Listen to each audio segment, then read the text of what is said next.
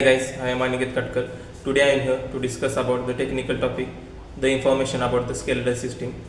The certainly skeletal system is the critical part of the human anatomy, which provides the structure, support, and protection for the body. The skeletal system comprises all the bones and that are associated with the cartilages, ligaments, and tendons.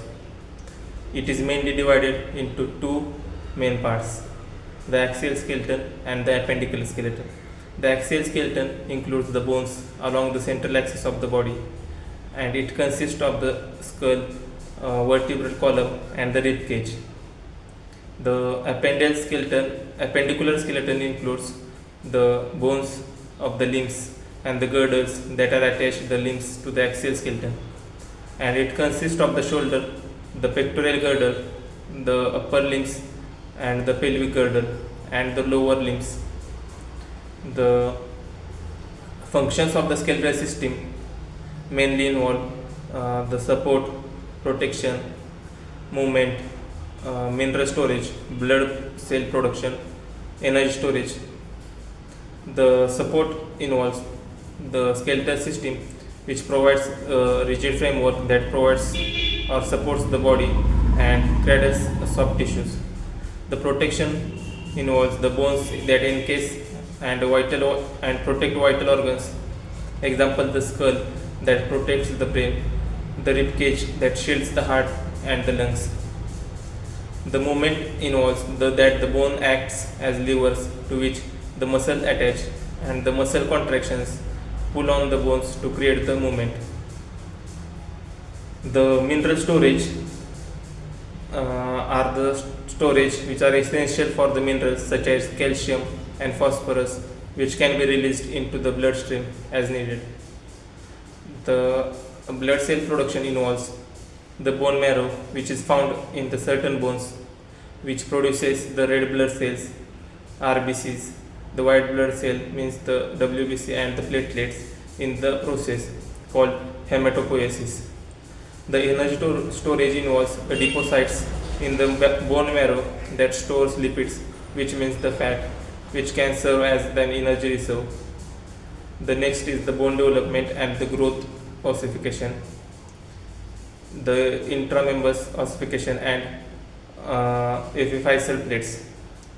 The ossification involves the process by which the bone tissue is formed, and it occurs in mainly two stages: intramembranous ossification, which involves the direct transformation of mesenchymal tissue into the bone, which means the skull bone, and the next ossification includes the replacement of hyalized cartilage with bone.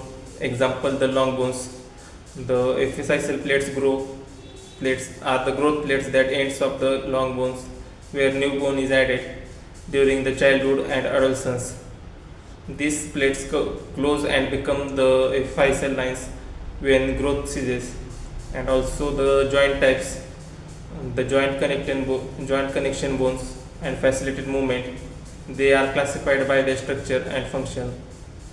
Mainly the fibrous joints, the cartilaginous joints, and the synovial joints. The information about fibrous joints are that they are connected by dense connective tissue.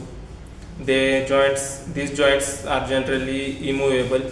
Example: the sutures in the skull. Next, the cartilaginous joints, which are connected by cartilage, and these joints allow limited movement. Example: the intervertebral disc. Next to the synovial joints are the important joints, which are encased in a fluid-filled joint capsule. These are the most mobile joints. Example: the knee, shoulder. The common skeletal disorders in the skeletal system are the osteoporosis, which is the condition which is characterized by the weakened bones and increased fracture due to the risk, which is decreased due to the bone density.